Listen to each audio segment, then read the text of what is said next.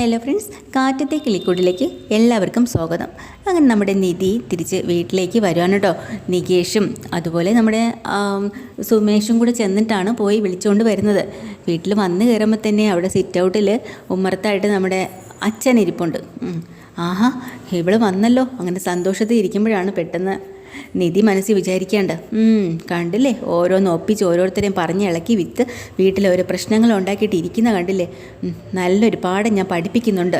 അപ്പോഴാണ് അച്ഛൻ അവിടെ നിന്ന് മനസ്സിലാലോചിക്കുന്നു, ഇവളെന്തോ ഉദ്ദേശിച്ച് തന്നെയാണല്ലോ വന്നിരിക്കുന്നത്, എന്തോ നടപ്പാക്കാനുണ്ട്, ഇനിയിപ്പോൾ എന്താണാവോ എൻ്റെ മേൽ കുതിര കയറാൻ വരുന്നത് എന്നിങ്ങനെ അച്ഛനും അവിടെ നിന്ന് ആലോചിക്കാൻ കേട്ടോ.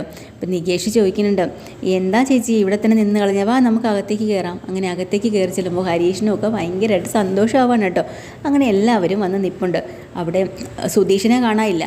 അപ്പോഴാണ് നിധി ചോദിക്കുന്നത്, എവിടെ മെയിൻ ആളെന്തിയേ? സുധീഷോ, ഇപ്പം ഇവിടെ നിന്നല്ലോ.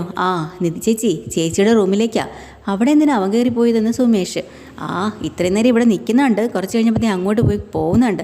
ഇനിയിപ്പോൾ ചേച്ചി വരുന്നോന്ന് അറിഞ്ഞിട്ടാണോ? അവൻ അറിഞ്ഞിട്ടില്ല. എന്തായാലും നിധി ഇവിടെ വരുന്ന കാര്യം അവൻ അറിഞ്ഞിട്ടേ ഇല്ല, ഞങ്ങൾ പറഞ്ഞിട്ടുമില്ല. ഞാൻ പോയി അവിടെ നിന്ന് വിളിക്കട്ടെ എന്നും പറഞ്ഞ് സുമേഷ്.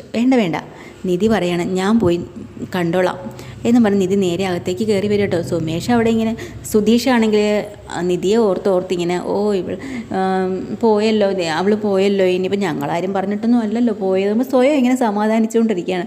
അപ്പോഴാണ് പെട്ടെന്ന് കൺമുന്നിൽ നിധിയെ കാണുന്നത്. ചാടി എണീക്കുകയോ, ഇത് ആരാ വന്നിരിക്കണം, നിധിയോ, ദൈവമേ ഞാൻ സ്വപ്നം കാണുവാണോ, അതോ ഇതെന്താ ഇത് മുന്നിൽ നിൽക്കുന്നത്, ഇങ്ങനെയൊക്കെ ചിന്തിക്കുകയാണ്. അപ്പോഴാണ് നിധി പറയാം, ഹലോ ഇങ്ങോട്ട് നോക്കിക്കേ, ഇത് ഒറിജിനൽ തന്നെയാണ്, ഞാൻ തന്നെയാണ് ഇവിടെ നിൽക്കുന്നത്. അയ്യോ എനിക്ക് വിശ്വസിക്കാൻ പറ്റുന്നില്ല നിധി എന്നും പറഞ്ഞ് അവിടെ വീണ് കിടക്കാട്ടോ.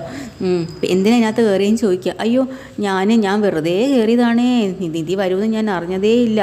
പിന്നെ നിധി ഇവിടെ ഇല്ലല്ലോ, അപ്പോൾ അതിൻ്റെ ഒരു കുറവ് നികത്താൻ വേണ്ടി ഞാൻ പതിയെ അതിനകത്ത് കയറിയതാണ്, ഞാൻ മിണ്ടാതെ പൊക്കോളാം, ഞാൻ ഇനി ഒരു തെറ്റും ചെയ്യില്ല എന്നും പറഞ്ഞുകൊണ്ട് അവിടെ നിന്ന് ഇറങ്ങി പോവാട്ടോ സുധീഷ്.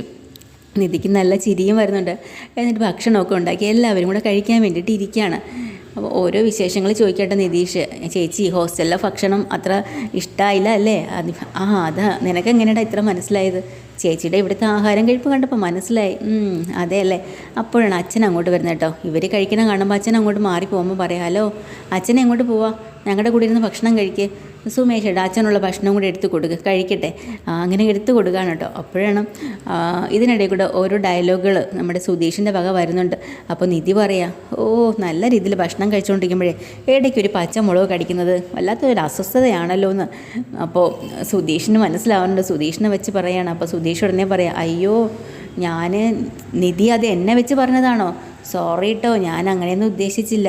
അപ്പോൾ ഉടനെ നിധി പറയാം, അയ്യോ നിങ്ങളെ ഉദ്ദേശിച്ചല്ല ഞാൻ പച്ചമുളകിൻ്റെ കാര്യം പറഞ്ഞത്, നിങ്ങളെ ഉദ്ദേശിച്ച് പറയുകയാണെങ്കിൽ വേറെ ഏതെങ്കിലും ചീഞ്ഞ പച്ചക്കറിയുടെ പേര് പറഞ്ഞാൽ പോരായിരുന്നു എന്ന് നിധി. അങ്ങനെ എല്ലാവരും കൂടെ കൂട്ടിച്ചിരിച്ചിരിക്കണം കേട്ടോ. അപ്പം സുധീഷ് വലിയ ഗമയിൽ പറയണമെന്ന് വെച്ചാൽ, നിധി വരുമെന്ന് എനിക്ക് അറിയായിരുന്നു, നിധിക്ക് ഞങ്ങളെ വിട്ടു പോകാനൊന്നും പറ്റത്തില്ല എന്നൊക്കെ ഇങ്ങനെ പറയാം. അപ്പോൾ നിധി ചോദിക്കുന്നുണ്ട്, അതെങ്ങനെയാണ് ഞാൻ വരുന്ന ഇത്ര ഉറപ്പ്? അല്ല അതെ, ഞാൻ വേറൊരു കാര്യം പറഞ്ഞിട്ടുണ്ടായിരുന്നേ, ഞാനിവിടെ വന്നു കഴിഞ്ഞാൽ നിങ്ങൾ പൊക്കോളാന്നല്ലേ പറഞ്ഞത്, നിങ്ങൾ എപ്പോഴാണ് പോവുക, നിങ്ങൾ പൊക്കോ എന്നിങ്ങനെ നിധി പറയാം കേട്ടോ. അപ്പോൾ തന്നെ സുമേഷും എല്ലാവരും കൂടെ അന്തം വിട്ട് നോക്കുന്നുണ്ട്. സുധീഷ് അങ്ങനെ പോകുന്നില്ല, ഇതൊക്കെ അവൻ്റെ അടവല്ലേ, നമ്പരല്ലേ എന്ന് എല്ലാവർക്കും അറിയാം. അപ്പോൾ വീണ്ടും അവിടെ സുധീഷ് പറഞ്ഞുകൊണ്ടിരിക്കുന്നുണ്ട്, നിധി ഉറപ്പായിട്ടും വരുമെന്ന് എനിക്കറിയായിരുന്നു, നിധിക്ക് ഞങ്ങളെ വിട്ടു പോകാൻ പറ്റത്തില്ലെന്ന്. അപ്പോൾ നിധി ചോദിക്കുന്നത്, എന്താ നിങ്ങൾക്ക് ഇത്ര ഉറപ്പ്?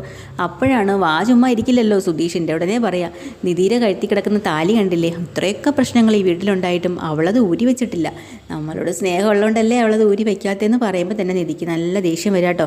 അതായിരുന്നോ നിങ്ങളുടെ പ്രശ്നം? എന്നാൽ പിന്നെ ഒരു കാര്യം ചെയ്യും, ഈ മാല എൻ്റെ കഴുത്തി കിടന്നപ്പോൾ ഞാൻ ഇത്രയും നാൾ വിചാരിച്ചേ ഒരു ചെയിനല്ലേ, അതവിടെ കിടന്നോട്ടെ എന്ന്, അങ്ങനെയാണ് ഇട്ടിരുന്നത്. പിന്നെ നിങ്ങളുടെ അമ്മയുടെ മാലയും കൂടെ ആയിരുന്നല്ലേ, ഇതെന്തായാലും നിങ്ങളിത് സൂക്ഷിച്ച് വെച്ചു, ഇനി എനിക്കിതിൻ്റെ ആവശ്യമില്ല എന്നും പറഞ്ഞ് ആ മാല അപ്പം തന്നെ ഒരു കയ്യിലങ്ങ് കൊടുക്കാട്ടോ. അയ്യോ സുധീഷ് അങ്ങ് ചമ്മി നാറിപ്പോയി കേട്ടോ. ബാക്കി എല്ലാവരും അന്തം വിട്ടുപോയി. നിധി അങ്ങനെ ചെയ്യുന്ന വിചാരിച്ചില്ല.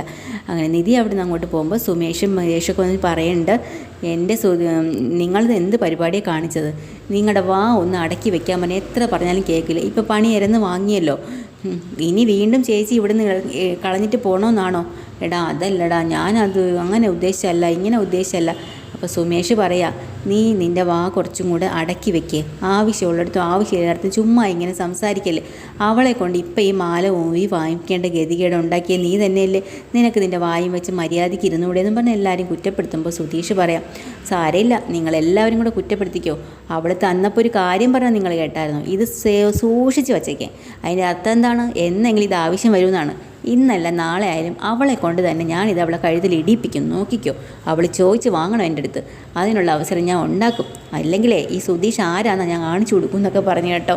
ഇതാണ് എപ്പിസോഡിൽ. ഡീറ്റെയിൽഡ് എപ്പിസോഡിൽ വീണ്ടും വരാം. ചാനൽ ഇഷ്ടമായി ലൈക്ക് ചെയ്യുക, സബ്സ്ക്രൈബ് ചെയ്യുക. താങ്ക്